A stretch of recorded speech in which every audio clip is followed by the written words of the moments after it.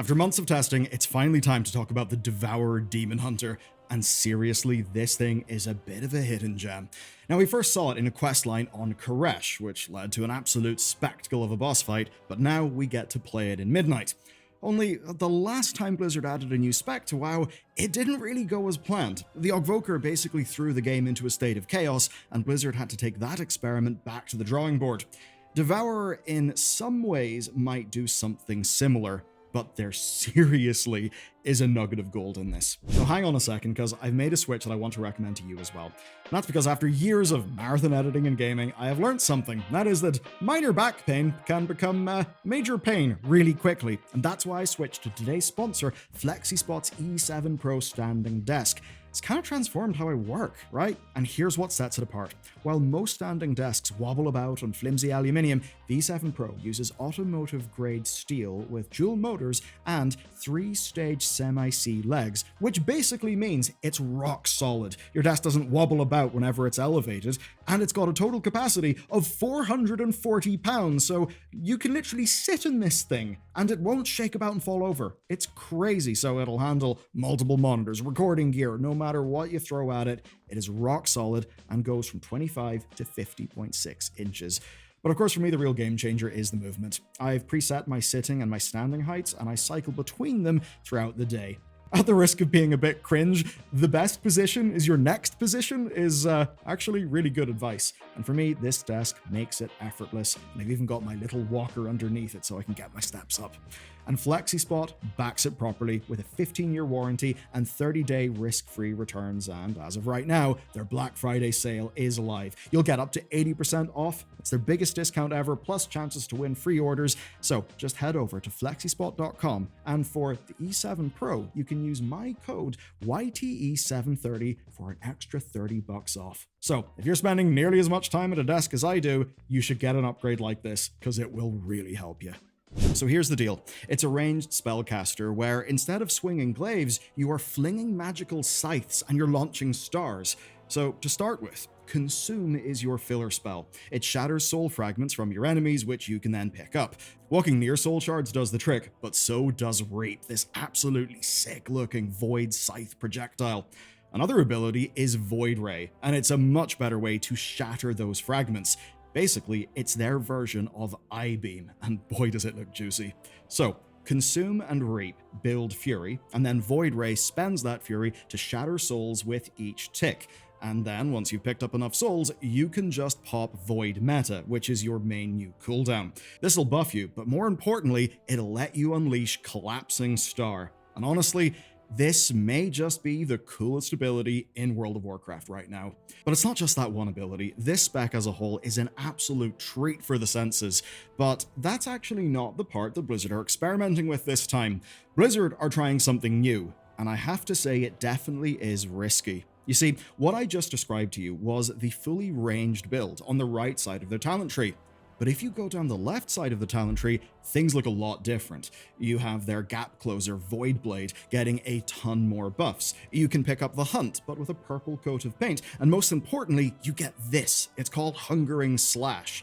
And when you spec this way, you're still a ranged caster, but whenever your cooldowns are up, you do this absolutely insane melee combo. I mean, just look at it. Now I get how that could be a lot, so let me break down what's going on here. You Voidblade in, and Voidblading in gives you Hungering Slash. So you hit Hungering Slash, and then you jump out with a buffed Vengeful Retreat, and then channel the Hunt on the way, which then gives you another Hungering Slash and another buffed Retreat. Just that this time, you can also hit Void Ray or Collapsing Star on the way out. And then you get some time to relax and recharge at range and do some casting. Unless you have Metamorphosis, because popping Void Meta will actually reset those cooldowns, allowing you to do it all over again. And honestly, it is just insanely, insanely cool. But it is a hybrid build that's kind of risky in real fights, because that is a lot of insane movement. So the question will be, does the fully ranged build have anything cool to match just how amazing this hybrid ranged melee build goes? Well, earlier on in the video, I left something out. It's something pretty important. You see, Void Meta is not like any other cooldown. First, you can only activate it after you've picked up enough souls. Second, it actually doesn't have a duration. It only lasts as long as you have resources left. Of course, if you played Shadow Priest and Legion, you may remember this well, because it's basically the original Void form that we got back then. It's pretty cool, and it does mean that you've got to make every global cooldown count, right? Every little bit of Fury that you generate will keep Metamorphosis up for longer. Void Ray doesn't cost Fury whenever you're in Metamorphosis. It actually pauses it, which does make it extremely important because it will elongate your Metamorphosis. And that's not just on the Fury side, it's also because every soul you generate gets you closer and closer to another collapsing star. Now, your first one will be free, but after that, you can only use it after picking up 30 new souls. So what it is a race against the clock, and to make this race worth it, it gets stronger with each cast. Now, to some, this is a stressful thing, but I'd say it's also exactly what people loved about that original version of Void form. It was kinda crazy, a bit different, and absolutely rewarded skill. So you can get gigantic bursts of damage off here, but only if you go in with a plan and you execute it perfectly. At least in theory. Of course, for a lot of people, in reality, what this will end up being is stressful, not just because it's inherently high actions per minute, but also because it's rather fragile. If you're interrupted, then yeah, the thing could kind of fall apart.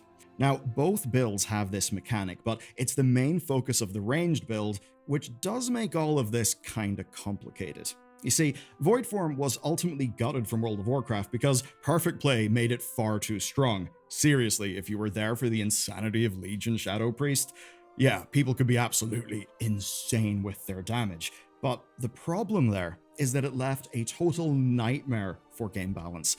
And with this spec, players are kind of worrying about the same thing, where if you say have to move during meta, you might lose Void Ray casts. And if that happens, then you'll end your meta early, and that'll mean you'll lose tons of damage. And then there's even some RNG to worry about.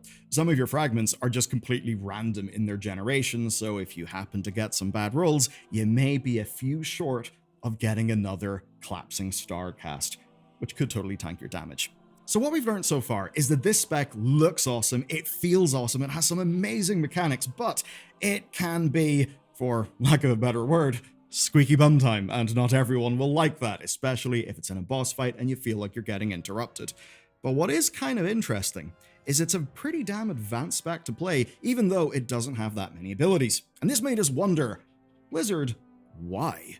What makes a spec this crazy acceptable right now, in a world where we're actually seeing Blizzard simplify things and do pruning across the game? Well, to answer that, we've got to look at the rest of their toolkit. Shift is probably the most cracked movement ability in the game, and I am not exaggerating here. So it's a targeted blink with up to 3 charges on an 18-second cooldown. The 30-yard range makes it 10 yards longer than the actual mage blink, which is absolutely crazy. And if you combine Shift with the bonus glide speed, I mean, you just have one of the most mobile specs in World of Warcraft. And of course, you're a Demon Hunter, so that does mean you get to keep Blur and Darkness, which are both very strong offensives. And then there's a little thing I almost forgot. Every soul you pick up heals you, even though you're now generating way more of them. And this is the result. A spec that can get out of danger instantly, or just survive it effortlessly. If you manage to mess up, that is totally on you, but the point is, you have tools in your kit to get out of dodge. So, Blizzard clearly wants Devourer mains to be people who are rewarded for mastery and for risky play. Now obviously, that's not for everyone, but if we think about Demon Hunter characters in World of Warcraft, well, yeah, this actually does match how they're portrayed. Now what if you actually don't want all of that stress? Well, if so, these 2 talents are going to be key for you. Soul Immolation is a self-damaging Fury and Soul generator, so you can get Fury and Souls pretty much on demand. You just need to, give yourself a slice. Okay, but knowing when to press this is basically key to perfect play. In theory, because there is another option. There's a passive version of it that's completely out of your hands. That means you do lose granular control over that resource generation, but you also do lose, well, responsibility for managing it. The rest of the stress is in the ramping Void meta and the frustrating downtime outside of it, so maybe you'll take this talent. You'll get shorter metas, but you will get them more often. And really, to know where this will settle, we kind of need to see the balance, and balance is just up in the air right now. But playing with this activated does make Devourer much more relaxing. And ultimately, I think Blizzard have planned for this. The choice basically should be yours. In the talent tree, you can be a sweaty parse sicko, or you can just vibe about and have fun zooping around the place and blinking. I say should, because we do have to talk about some of the downsides. There are real worries that remain here. Devourer is a 25-yard range spec like the Evoker, which gives it that kind of awkward, not quite ranged spot within a raid comp. Now, Voidblade comes up every 30 seconds, and if you're playing the melee build and you get targeted by a range mechanic, well, that's also a huge risk of a raid wipe, right? I mean, it's genuinely tilting whenever you're in meta and you can't plant to cast a Void Ray. It's also tilting when you don't have meta in the ranged build because you just spend a huge amount of time pressing your filler buttons, which will get worse if tuning makes the ramping meta talent much better than the cheaper one. And if past struggles are anything to go by, I'd say Blizzard are going to have a hard enough time making sure that the different builds don't vastly outclass each other. I mean, we don't want Devourer's max output to be extremely high but nearly impossible to reach. And I'm not really sure if the other way, the inversion of that, would be better, because it could end up stripping out a lot of what's cool about this spec. I mean, it would be kind of heartbreaking if all that hardcore ramp action is just here but not really usable in the real world. But you know what, there's a few points in this video where me, and perhaps you, have fallen into that old WoW trap of being very laser focused on the details, and maybe we're missing the forest for the trees. A more simple question is this: whenever people launch Midnight and play, will they be happy? That's a good question, because this spec is Blizzard's new poster child for Midnight, right?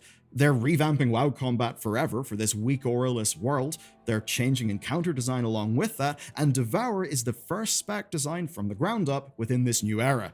So, does it paint a good picture? Will people have that, oh my god, this is so fun, this is so cool moment whenever they log in? I'd say this: it has got some of the best new spell effects in the game. And that does actually matter. Sometimes we think purely in mechanics and we don't really think about experience. But look, if the spell effects and the sound effects and the pacing are awesome, it will feel amazing to play. And I think they've largely done that. I mean, they did go and bother to make sure every fell spell has got a really lovely looking Void version, right down to you getting purple wings and a Void trail left behind whenever you shift. The talent builds are fairly simply split across the tree and the hero talents, which makes them nice and easy to understand.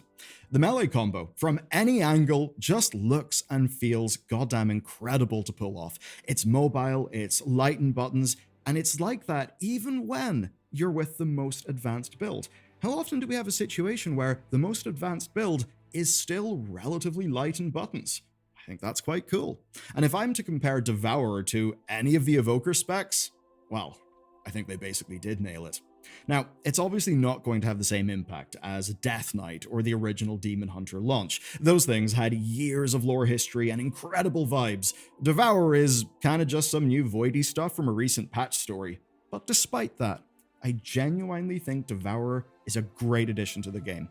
And I think that for both kinds of people: the sickos who just want their fill of an advanced spec, and the casual players who just want to look and feel awesome while they play. So you know what? Good work, Blizzard. You goddamn nailed it. Now, if you are the kind of person who does want to look a little bit more awesome, I've actually got some great news for you, because Transmog in Midnight is being overhauled. It is so much better, and you can check out everything that's going on in this video next.